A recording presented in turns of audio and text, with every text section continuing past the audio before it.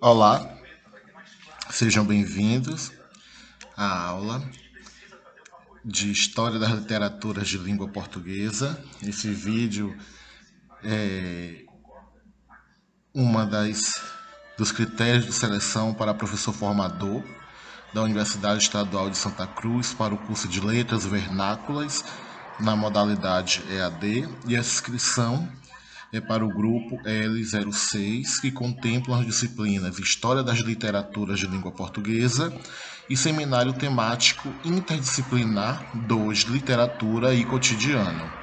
Eu sou o professor José Rosa de Santos Júnior, sou graduado em Letras pela Universidade Estadual de Santa Cruz, com mestrado em Literatura pela Universidade Estadual de Feira de Santana e doutorado em Literatura pela Universidade Federal da Bahia. Atualmente sou professor de Língua Portuguesa e de Literaturas do Instituto Federal do Pará, campus Marabá Industrial.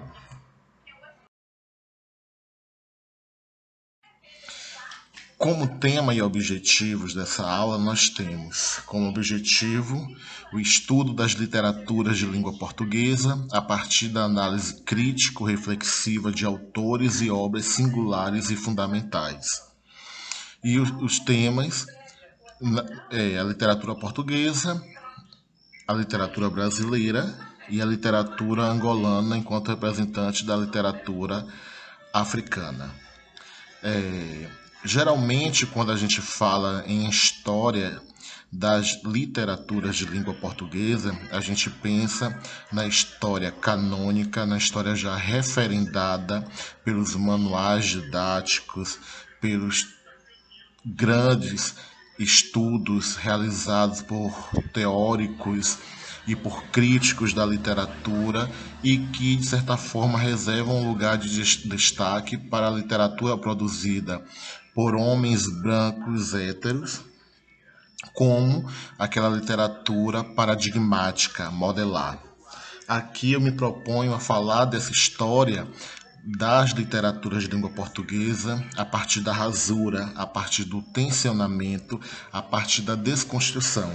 Por isso, falarei da literatura portuguesa, brasileira e angolana a partir de três poetas que, de certa forma, rasuram esse cânone, apontam para um outro lado possível dessas literaturas e que, de certa forma, também constroem essa história dessas literaturas, constroem uma história outra a partir de uma dicção outra dessas literaturas. Quando a gente fala, primeiramente, literatura portuguesa, logo a gente lembra as estéticas literárias, o trovadorismo enquanto primeira estética da literatura portuguesa, as cantigas galaico-portuguesas, né? As cantigas de amor, de amigo, de escárnio, de maldizer. Logo depois a gente percebe que há essa virada no modo como o homem enxerga o mundo, porque se na Idade Média, durante o trovadorismo, vigorava a ideia teocêntrica, há uma virada, né, de perspectiva para uma postura mais antropocêntrica, o homem enquanto a medida do universo. E aí dá-se início ao humanismo português, né? E aí a gente passa pelo classicismo com Camões e os Lusíadas, contando a história de Além-Mar, a história dos portugueses e a descoberta desses portugueses para terras além de Portugal, principalmente as terras de América, de Ásia e de África. Não é? Quando a gente pensa na literatura brasileira, a gente logo pensa na Carta de Caminha, não é essa carta que, de certa forma, é vista até hoje como o primeiro registro literário, né, que se quer documento, que se quer testemunho, mas que também se quer literário, que vai dar conta do achamento das terras brasileiras. E Logo depois, a gente vê todo esse processo em que a literatura brasileira, de certa forma, vai beber e tragar da literatura portuguesa, quando chega o momento básico de ruptura, principalmente a partir do modernismo. Mas essa ruptura já vem desde o romantismo, quando os poetas e escritores lograram, né, tentaram construir uma literatura genuinamente brasileira. E a literatura africana, por sua vez, é aquela literatura muito engajada, é uma literatura que, de certa forma, reflete, revela, testemunha os horrores da escravidão, mas que também aponta para um outro lado, uma possível África, uma possível Angola, fora do jugo do português, do homem europeu. Então eu trago Maria Teresa Horta, Renailda Casumbá e Ana Paula Tavares para dar conta dessa história das literaturas portuguesa, brasileira e angolana. E aí eu trago um poema para a gente ver de que forma Maria Teresa Horta encena essa história, que é o poema é o Corpus Corpus, né? Apenas um trecho dessa poesia. Dizer do corpo, o corpo da poesia, os ombros, os seios, o ventre que sequestra, entre as pernas fechadas, a vagina, com a sua longa boca entreaberta, pensado corpo, o corpo da poesia. Então a gente vê aí como esse eu lírico feminino, essa dicção feminina se constrói a partir deste corpo de mulher, esse corpo que fala, né? E aí existe uma espécie de manifesto, o poema traz esse manifesto que é preciso escrever a poesia a partir do corpo, e este corpo que é um corpo feminino, porque possui ombros, seios e vagina, né? A vagina com a sua longa boca entreaberta, né? E é preciso pensar a partir do corpo, o corpo da poesia, essa poesia que está muito colada, que está muito entrelaçada com o corpo feminino.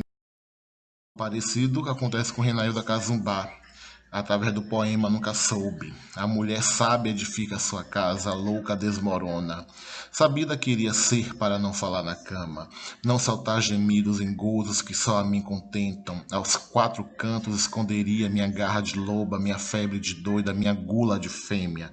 Rezaria preces ao amanhecer, atenta à bendita obrigação dos castigos e bênçãos, cantigas de niná e preces ao Senhor não me fazem melhor. Melhor, nunca serei santa, nem que eu queira suavizar a fúria infernal dos meus desejos e agonias. Agora, as caçadas da noite pilheriam com a minha solidão.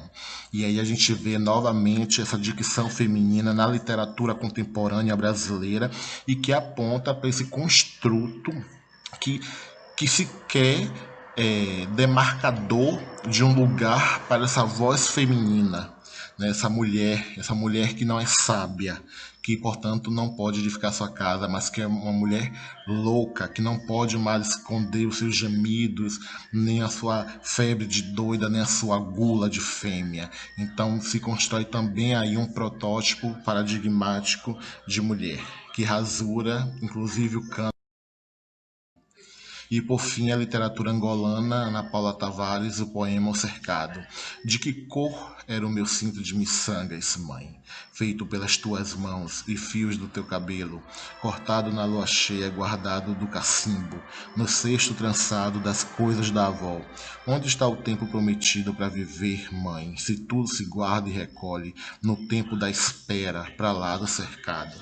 Novamente a gente vê aí uma dicção feminina, construindo uma dicção feminina que se aloja no lugar da espera e que, de certa forma, performatiza esse lugar de África, né? Esse cinto de miçangas feito pela mão da mãe, né? O trançado, o cesto trançado pela avó, né? Onde aqui está esse tempo prometido para viver, onde tudo se guarda e se recolhe no tempo da espera, essa espera em que a mulher africana está submetida, é, muito mais do que esta mulher portuguesa e brasileira. Então a gente vê a partir daí como que a história dessa literatura brasileira, portuguesa, africana pode ser contada a partir da perspectiva feminina, a partir da perspectiva do olhar e do posicionamento da mulher. E é nessa história que nós acreditamos, a história que é contada a partir das beiradas, dos meandros da encostas